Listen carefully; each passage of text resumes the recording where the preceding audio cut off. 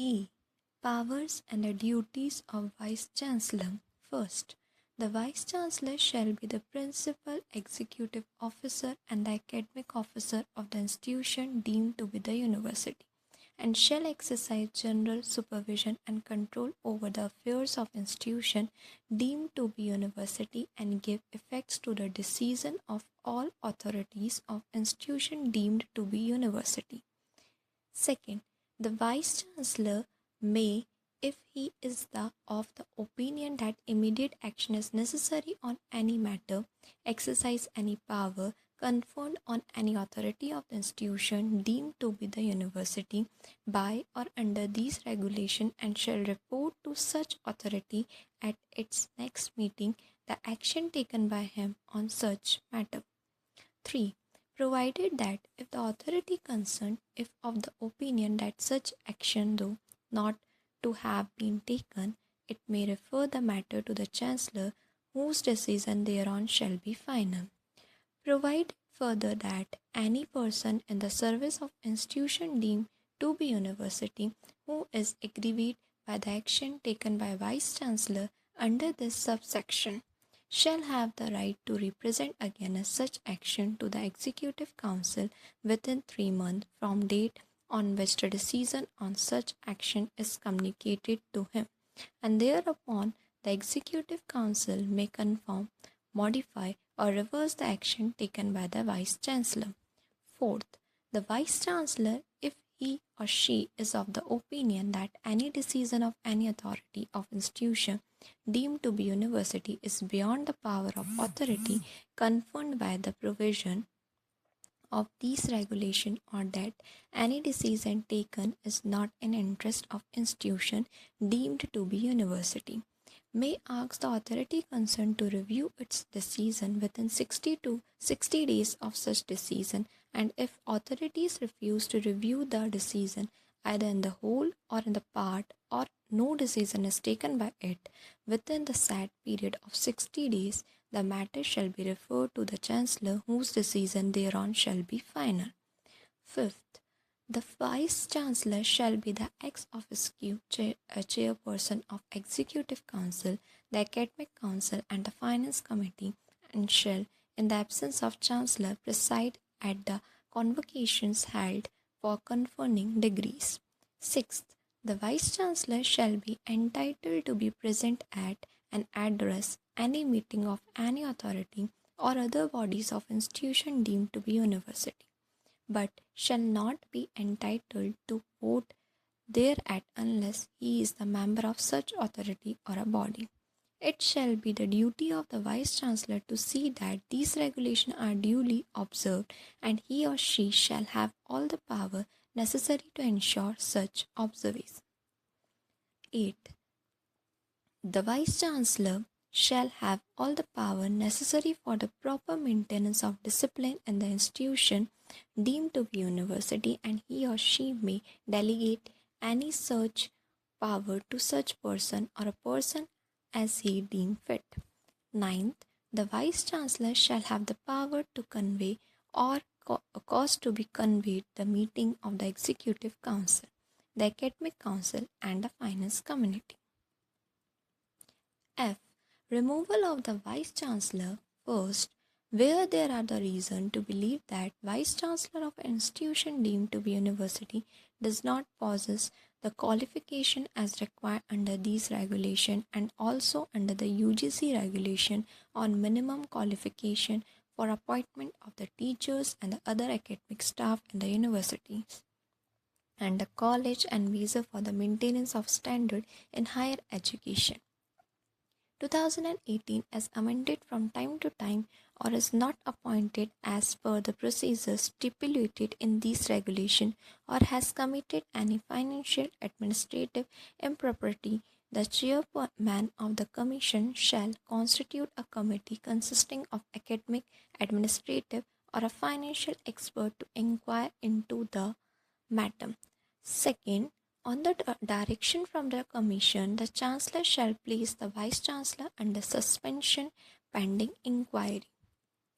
Third, the inquiry committee shall give an opportunity of hearing to the Vice-Chancellor before submitting its report to the Commission, where the report of inquiry committee confirms the ineligibility or a procedural violation or impropriety, as the case may be.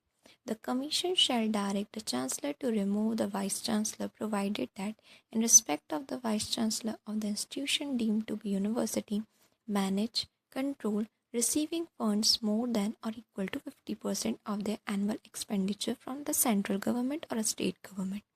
The Commission shall convey its advice regarding removal of Vice Chancellor of the relevant ministry of the central government or state government, as the case may be. Fourth, notwithstanding anything contained in these regulations, the Chancellor may at any time after the Vice Chancellor has entered upon his office by order in writing remove the Vice Chancellor from the office on the ground of incapacity, misconduct, or a violation of these regulations, provided that the Chancellor shall make no such order unless the Vice Chancellor has been given a reasonable opportunity of showing cause against the action proposed to be taken against him, provided further that the Chancellor may, at any time before making such order, place the Vice Chancellor under the suspension pending an inquiry. 10.12.3 Pro Vice Chancellor. First, the post of the Pro Vice Chancellor may be created in an institution deemed to be university by the Executive Council, provided that, in respect of the institution managed, control, receiving funds more than or equal to the 50% of their annual expenditure from the central government or state government, the prior approval of the appropriate government shall be obtained before creating the post. Second, the Pro Vice Chancellor shall be appointed by the Executive Council on the recommendation of the Vice Chancellor.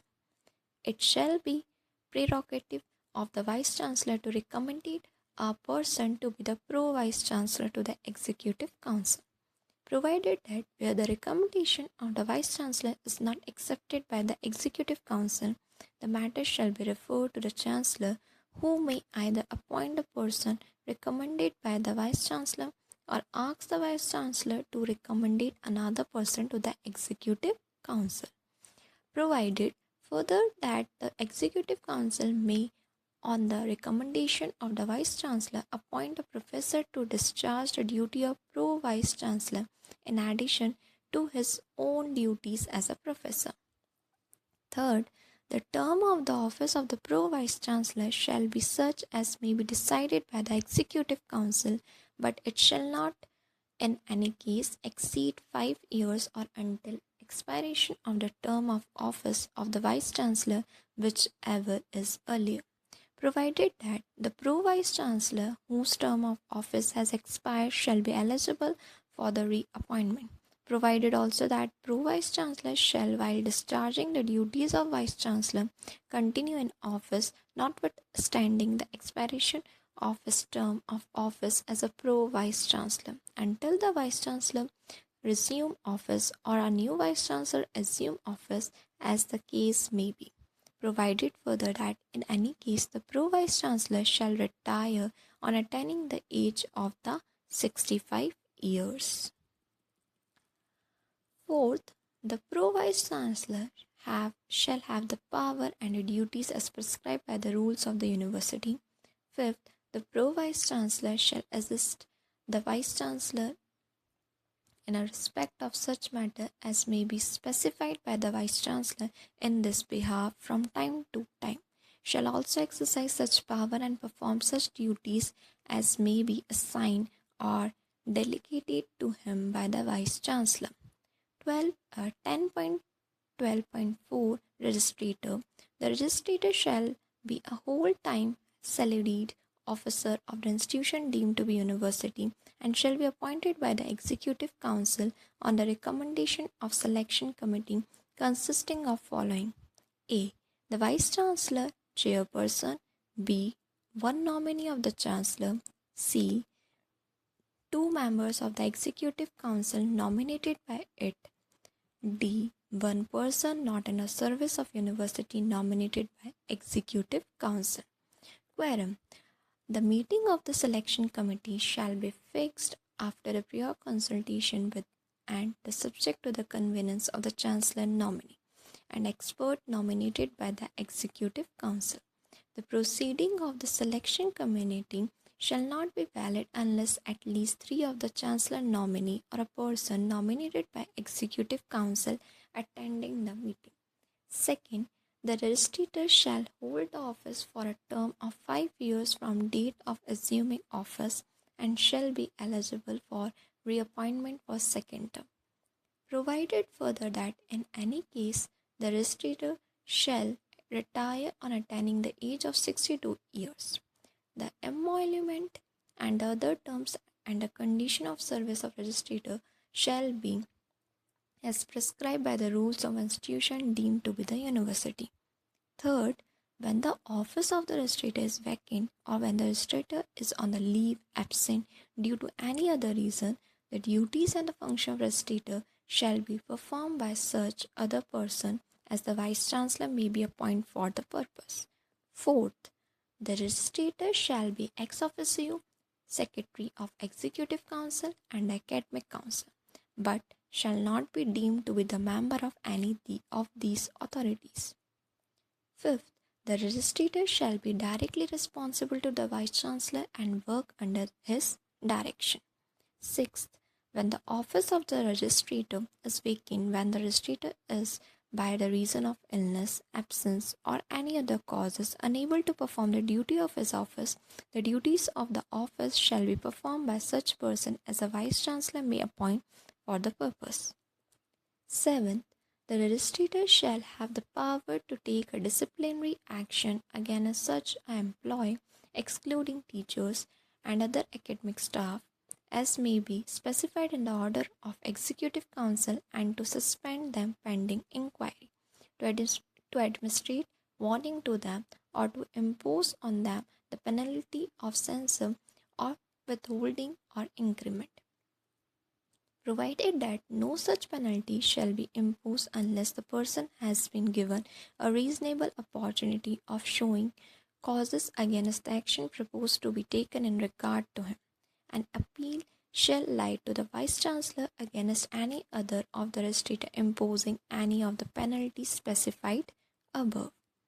In the case where the inquiry disclosed that a punishment beyond the power of the registrator is called for, the registrator shall, upon the conclusion of inquiry, make a report to the Vice Chancellor along with his recommendation, provided that any appeal shall lie to the Executive Council against an order of a Vice Chancellor imposing any penalty. 8th, it shall be the duty of registrator A. to be the custodians of the records, the common seal, and such other properties of institution deemed to be the university as the Executive Council shall be committed to his or charge. B. To the issue of the notice convening meeting of the Executive Council, the Academic Council, and of any committee appointed by those authorities. C. To keep the minutes of all the meeting of the Executive Council, the Academic Council, and of any committee appointed by those authorities. D. To conduct the official correspondence of the Executive Council and Academic Council. E. To supply to the Chancellor copies of the agendas of the meeting of the authorities of the Constitution deemed to be the university as soon as they are issued, and the minutes of the such meeting. F. To represent the institution deemed to be university in suits or proceeding by or against the university, sign power of attorney, and verify pleading or dispute his representative for the purpose. G. To perform such other duties as may be specified in the rules or as may be required from time to time by Executive Council or a Vice Chancellor. 10.12.5 Finance Officer. 1. The finance officer shall be appointed by the Executive Council on the recommendation of the selection committee constituted for the purpose, and he or she shall be whole-time salaried officer of the institution deemed to be university. Second, the finance officer shall be appointed for a term of the 5 years and shall be eligible for reappointment, provided further that in any case the finance officer shall retire on attaining the age of 62 years. Third, the emoluments and the other terms and the condition of service of finance officer shall be as may be prescribed by the Executive Council from time to time. Fourth, when the office of the finance officer is vacant or maybe the finance officer is by a reason of illness, absence, or any other causes unable to perform the duty of his office, the duty of the office shall be performed by such person as a vice chancellor may be appointed for the purpose.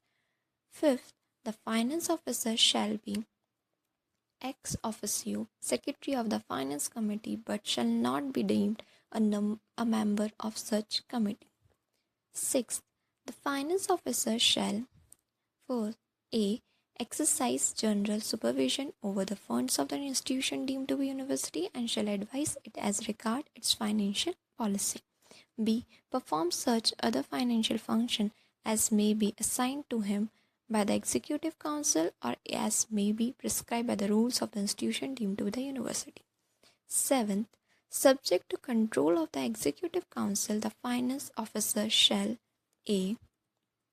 ensure that limits fixed by the Executive Council for recurring or non-recurring expenditure for the year are not exceeded and that all amounts of the money are expended on the purpose for which they are granted or allotted. B. Be responsible for the preparation of annual account and the budget of the institution deemed to be university and for their presentation to the Executive Council. C. Keep a constant watch on the state of the case and bank balance and on the state of investment. D. Watch the progress of the collection of revenue and advise on the method of collection employed. E. Ensure that the register of the building, land, furniture, and equipments are maintained up to date and that stocking checking is conducted of equipments and other consumable material in all office departments, schools, faculties, centers, and a specialized laboratory. F. Bring to the notice of the Vice Chancellor unauthorized expenditure and other financial irregularities and suggest disciplinary action against person at faulty. G. Call for from any office, department, school, faculty, center, laboratory, etc. maintained by the institution deemed to be university any information or written that he or she may consider necessary for performance of his duties. 10.12.6 Controller of Examination.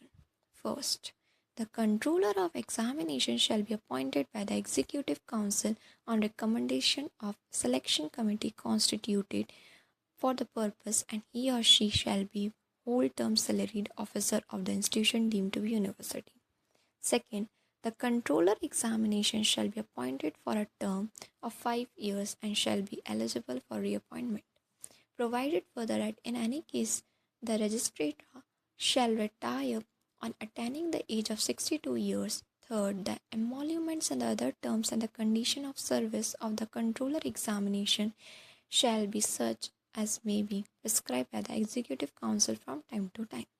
Fourth, when the office of the Controller of the Examination is vacant or when the Controller of Examination is by a reason of illness, absence, or any other cause unable to perform the duties of his office, the duties of the office shall be performed by such person as a Vice Chancellor may be appointed for the purpose. Fifth, the Controller of Examination shall arrange for and superintend the examination of institution deemed to be university in a manner prescribed by the rules. Sixth, the Controller of Examination shall be permanent invite to the academic council. 10.12.7 Dean. First, the department dealing with the elite subject could be grouped into faculties, school, center, etc. and a dean may be had every faculty. Second, every dean of the school shall be appointed by the Vice Chancellor from amongst the professors in the school by the rotation in order of seniority for the period of 3 years, provided that in case there is only one professor or a no professor in the faculty, school, center, the dean shall be appointed for the time being from the amongst the professor, if any, and the associate professor in the faculty, school, center by the rotation in order of seniority. Third, when the office of the dean is vacant or when the dean is by reason of illness, absence, or any other cause unable to perform duties of his office, the duties of the office shall be performed by the senior most professor or associate professor as the case may be in the school. Fourth, the dean shall be head of the faculty, school, center, and shall be responsible for conduct and maintenance of standard of teaching and research in the faculty, school, center, and shall have such other function as may be prescribed by the rules. Fifth, the dean shall have the right to be present and to speak at any meeting of the board of studies or committee of the faculty, school, center, as the case may be, but shall not have the right to vote thereat unless he is a member thereof. 10.12.8 Head of the Department. First, there shall be the head of the department for each of the department in the institution deemed to be university, who shall be appointed by the Vice Chancellor from amongst the professor of the department, provided that if there is no professor in the department or there is only one professor in the department whose term as a head of the department is ending, the Vice Chancellor may appoint associated professor as a head of a department. Second, the term of the head of the department shall normally be a 3 years, and he or she shall be eligible for reappointment for one more term, but not for 2 consecutive terms. Third, the power and the function of the head of the department shall be prescribed by the rules of institution deemed to be university.